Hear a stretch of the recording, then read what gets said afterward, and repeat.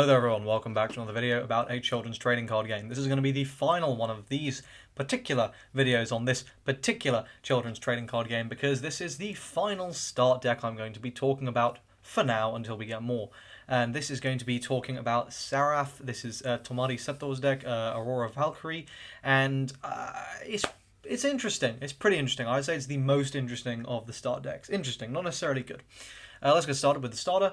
No one cares. Actually, one neat thing about the Brandt starter deck is as you go down from grade 3 to grade 0, the girls become more and more illegal. Isn't that fascinating? So anyone who's been, saying certain things about cards of lower grades, FBI will probably see you now.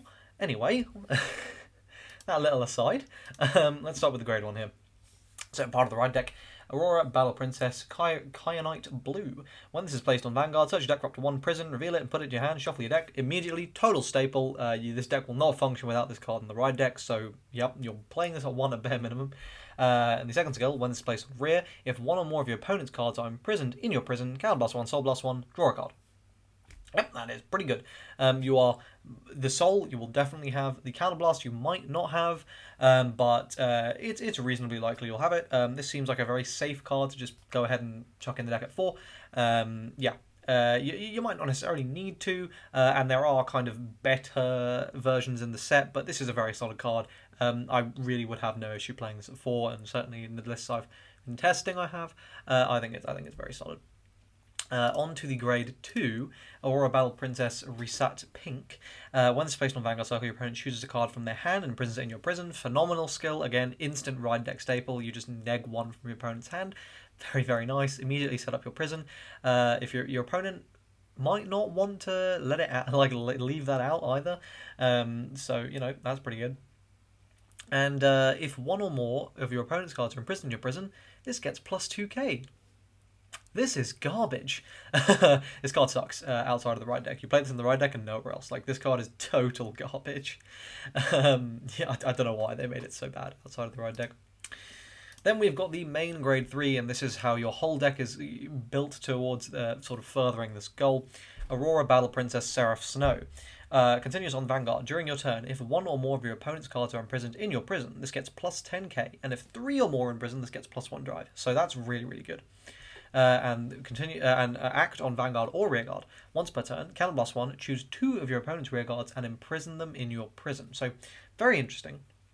Obviously, this is going to be a control style deck. Let's talk about the prison before we talk about this a little bit more. So here we've got Galaxy Prison Galactolus. So this is, at the moment, the only prison we have, though I would be shocked if we didn't get more in the future. Rest one of your units to play it, so you're going to have to factor that in. Also, when this card is put to the order zone, soul charge 3. That's pretty good. And continues in the order zone. When your opponent can normal call a rear guard, they can perform one of the following. So basically, during your opponent's main, they can soul blast 1 to get one of their imprisoned rears back. They can counterblast 1 to choose 2 of them called to rear. Notice, I believe effects don't activate if you call them via this effect. So your opponent's not going to be able to spam their kind of skills off of this, but that's it'd be kind of silly if they could. Anyway, so let's get back to Seraph Snow. So the biggest issue with this card is it's really, really easy to play around. You will have noticed that there is currently only one way of imprisoning from hand, which is sort of an unavoidable way of imprisoning, which means that, yep, you will probably have that one, because, it is turn 2. Personally, I'd prefer it if that grade 2 read when rode upon. I think that would be a bit better, but, at bare minimum, it's conceivable that your opponent will leave that there. What it is not conceivable is that your opponent would see that, know you're about to go to grade 3 the next turn, and therefore choose to call units, if you're going first, choose to call 2 rear guards, so you can immediately go into your, triple drive.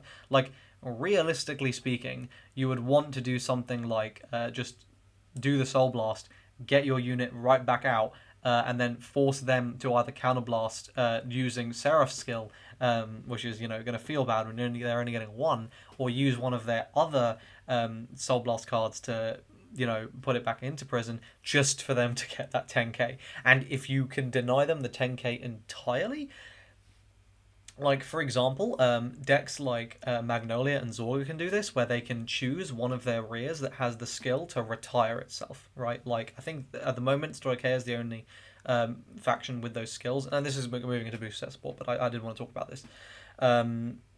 Then you can completely shut this deck down from its game plan entirely.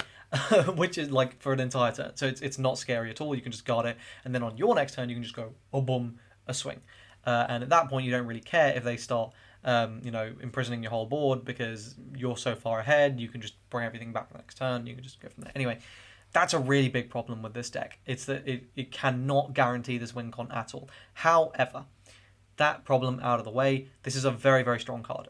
Do not sleep on the ability for control in this game. It is weak at the moment, but it can only go up from here. The holes that need to be plugged are like really clear. So once those do start getting plugged, I think this deck will be a lot better. I know I'm sort of doing my wrap up here, so I'll stop talking about this for now. But I did feel it was very, very relevant to talk about it here, just because it's just important in a control deck to kind of have that kind of contextual understanding, I suppose. Let's just go through the remaining support pieces. We've got Alert Guard Gunner. When this attacks, hits a Vanguard, choose up to 2 of your opponent's rear guards and imprison them in your prison. Has to hit, so not very good. Security Patroller. When this is placed on rear, Soul Blast 1. Choose one of your opponent's rear guards and imprison in your prison. This is really nice. You can target any rear guards, not just front row or something. It's a Soul Blast cost, not a Counter Blast cost, and you are swimming in Soul. This is a very, very solid card. Really, really good piece of support. Jeweled Combination Julian. This is a tech game vanilla, so it's garbage. Autonomic Caution. This is a good card. If one of more of your opponent's cards are imprisoned in your prison, this becomes a 10k booster, or more relevantly, a 10k shield. That's nice. Now, how likely is it that you're going to actually have something in your prison for this ability to go off? Again, something you need to consider is a smart opponent, the second they see what you're playing, they know exactly how to play around it. It's only decks that, like, and the thing is, like, to the point where it's worth not being able to achieve your game plan to just completely deny your opponents. Because, like, if you just ensure that jail is always cleaned out on your turn, like, this deck does not function. So this is a really solid card if you can ensure it's going to go off. So, like, right now, you can't, but moving into the future, I think this will be really solid as a 10k shield. Like, this level of guard is very valuable. Being able to guard stuff in this game, like, it's pretty tough. So this is good. And the final card is Craggy Beast Geargrand, which is, of course, the perfect card. So, yeah, you sort of heard me in the wrap-up. I think this is down with Magnolia as the worst starter deck, but for the same kind of reasons, where the support just is not there. The skills are very strong, and the things they do are really strong. Like, in theory, if this was live every single turn 3, you ride up to grade 3, you're getting triple drive every turn, and this is going to be 23k unboosted. With a 5k boost, it's 28k. You're hitting that magic really fucking annoying number. So, this is good. It's just a matter of the support and when that comes. So yeah, hope you guys found this video useful. If you did, like the video, subscribe to the channel for more Vanguard content, and I'll see you guys in the next one. Cheers.